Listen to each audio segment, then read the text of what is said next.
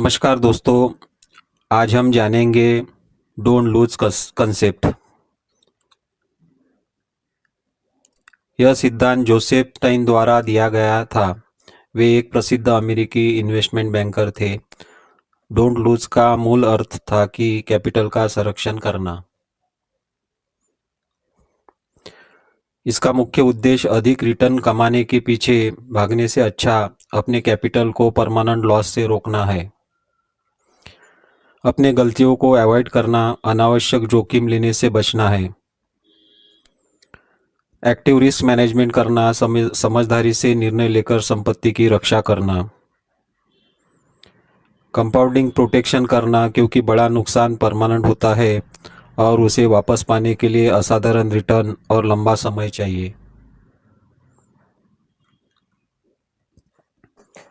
अब एक real example देखेंगे। जेडीएस यूनिफेज कॉरपोरेशन एक फाइबर ऑप्टिक कंपनी है।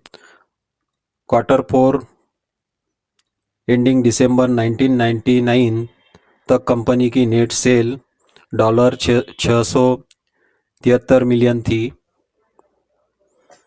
और नुकसान $313 मिलियन था। इसके टेंजिबल एसेट टोटल $1.5 बिलियन थे। फिर भी 7 मार्च 2000 को जेडीएस यूनिफेज स्टॉक की वैल्यू $153 थी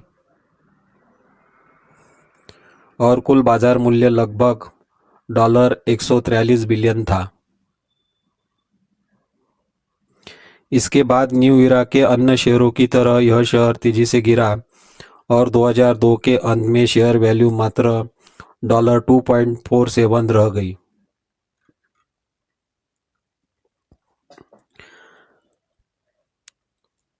यदि आपने यह शेयर पीक वैल्यू पर खरीदा होता,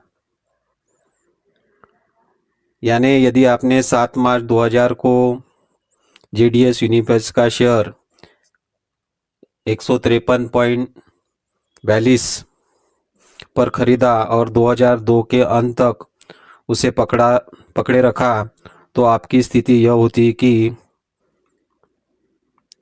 10% की average annual rate of return पर भी ब्रेक इवन होने में लगभग 43 वर्ष से अधिक का समय लग सकता है।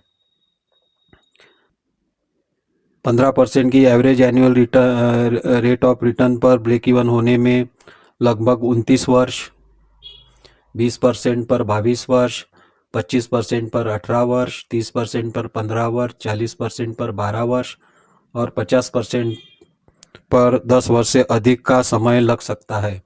अब हर शेयर का डॉलर पर इम्पैक्ट समझेंगे। सपोज आपकी इनिशियल इन्वेस्टमेंट एक शेयर पे $153.42 है और वर्ष 2002 के अंत में शेयर वैल्यू $2.47 है, तो लॉस पर शेयर 150.95 का होगा और परसेंटेज में देखेंगे तो लगभग 98.4% का लॉस होगा, यानी लगभग 98.4% की इन्वेस्टमेंट वैल्यू वाइप आउट हो जाएंगी। इसका क्या कारण यह था कि .com बबल अपने शिखर पर था। जेडीएस यूनिफेज इतिहास की सबसे ज़्यादा ओवरवैल्यूड कंपनी में से एक बन गई थी।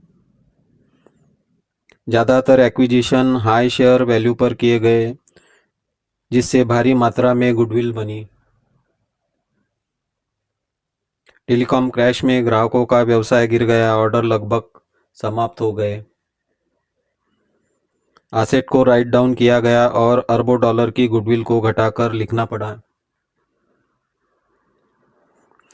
शेयर डाइल्यूशन और रिवर्स स्प्लिट से और शेयर वैल्यू घट गई। Thank you.